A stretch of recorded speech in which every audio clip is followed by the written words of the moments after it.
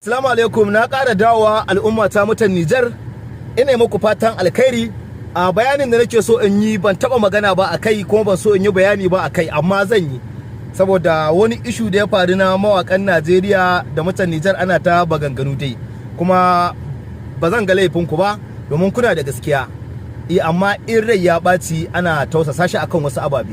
Kuskuren ku ɗaya ne da zan faɗi al'umma ta mutan Niger. Kuna da mawaka ba ku da mawaka ba, amma wallahi ita gaskiya guda ɗaya ce zan faɗe ta. Ba ku ƙara ba ku ba su ƙwarin gwiwa, ba ku ba su ƙwarin gwiwa, ba ku ba su haɗin kai, ba ku ba su gudunmuwa.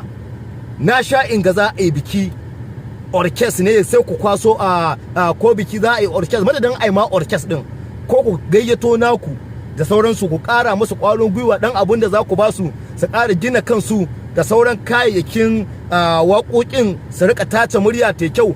Ba kwa yi, sai kaga wasu sun zo sun kira mawaƙi daga wani guri.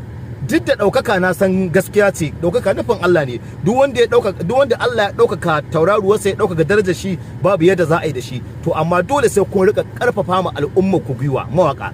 Sai kaga ka ban na gidanka ka tafi ka ɗauko wani, akwai masu wannan na sani. Ku zo a yi liƙe a yi mine ne, kuma ga mawaƙi a garin ku ha, wanda ƙarshe waƙar da zai na tabbata inda za a rika bashi ƙwarin gwiwa bayanan da zai a waƙai, wallahi kila wannan ɗin da kuka gayyato kila ma ba zai yi ba. Amma sai ku kyale saboda kuna ganin shi, kun san shi, kuna yawo da shi, kawai gani kuke dan bai ɗaukaka ba. Ba a ganin shi a Instagram, TikTok, ba a ganin shi a Facebook, ba a ganin shi a YouTube. To wannan laifin ku ne al'umma. Banda wannan kuma su ma mawaƙan suna da laifi. Idan mawaƙi yana son ya ga ɗaukaka, dole ɗan wannan TikTok ɗin ka ɗan riƙa yi, YouTube ɗin nan ka buɗe, ɗan Facebook ɗin nan ka buɗe, ɗan Instagram ɗin nan ka buɗe. Duk wasu abubuwa da ya kamata ya zama na kai ma kana yi a matsayinka na mawaƙi. Don wata waƙar taka ba a samun ta sai idan an bi ka a shafukan ka na sada zumunta. Nan ne za ka shiga duniya na kamar ya ganka, na Togo ya kanka, na Chadi, duniya ta ganka. Yo amma kana mawaƙi fi sabilillahi, ko babban waya a hannunka babu, ya za a yi wasu sanka. To waɗannan mawaƙa namu na Najeriya da haka suka ci gari.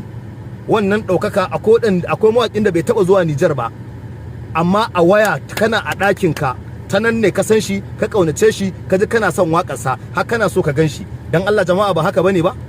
To me zai hana idan mutan gari, mutan ƙasa, kun ba mawaƙan goyon baya, su ma su inganta rayuwarsu su taimaka mu kansu.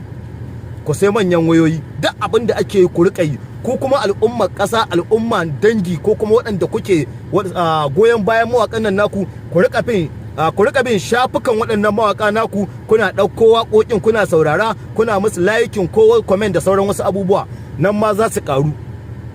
Abin da nake so in faɗi kenan, magana ta gaskiya a Nijar akwai mawaƙa, domin na sani take ta duk har Zandar da Maraɗi da Tawa.